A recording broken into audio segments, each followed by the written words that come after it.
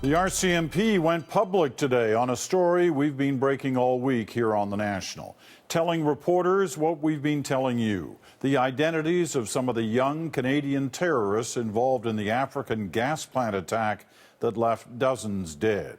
Then, after naming names, a rare and surprising move. That's where the CBC's Adrienne Arsenault begins her report tonight. Adrienne.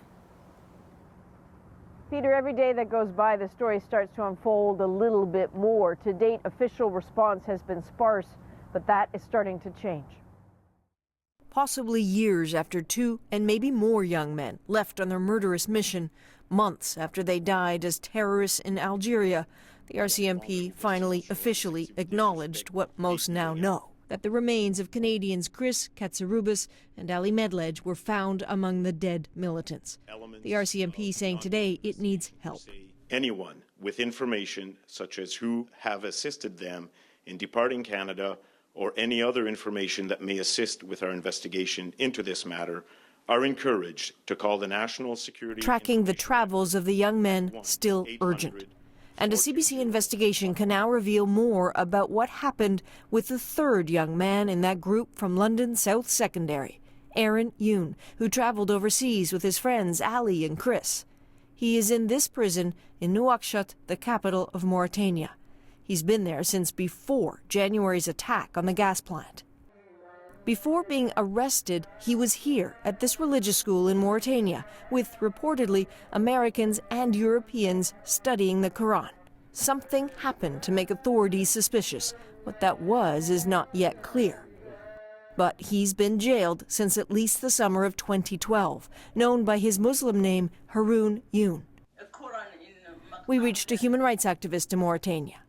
With an interpreter at his side, he explained that he too had been in jail and saw Youn behind bars. Can we ask you about his last name? Haroun Youn. He say Haroun Youn. Haroun Youn is the man he saw in prison. Yeah. Why was he arrested? In July 2012, the activist, then out of jail, wrote about the young Canadian. Other prisoners had contacted him with borrowed phones to say Youn had a urinary tract infection, had briefly lost consciousness. They were frantic. The prisoners rushed to carry Youn to the gates to try to get him help. I remember this story. This man, he's crying because he's suffering about his urinary infection. Youn is reportedly fine now, professing his innocence absolutely, but still behind bars. Now, Canada has sent a diplomat to the region to have conversations with officials from Mauritania. There will be many questions for them and Aaron Youn. Peter? Adrienne Arsenault reporting from London, Ontario again tonight. Thanks, Adrienne. All right, let's bring in the other half of our investigative team on this story, Greg Weston. He's in Ottawa tonight. Greg, you were watching that RCMP news conference. What did you take away from it? Well, Peter, the RCMP for the first time all but admitted they believe that a fourth member of this group was probably killed in the same blast during the attack on the Algerian gas plant. What the RCMP said today was that they continue to sift through the human remains that were left after a blast at the end of that ended that siege by Al-Qaeda terrorists on that gas plant.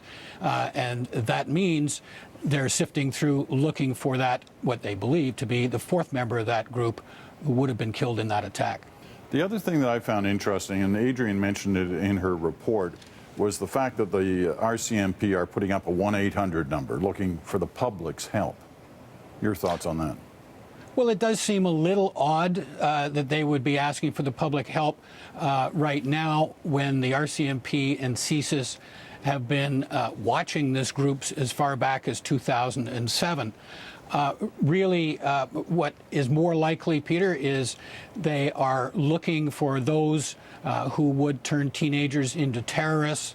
And right now, while the public is so engaged over this London group, they think it's a good opportunity to ask the public to help them in their investigations. As simple as that. All right, Greg, thanks very much. Greg Weston on our investigation in Ottawa tonight.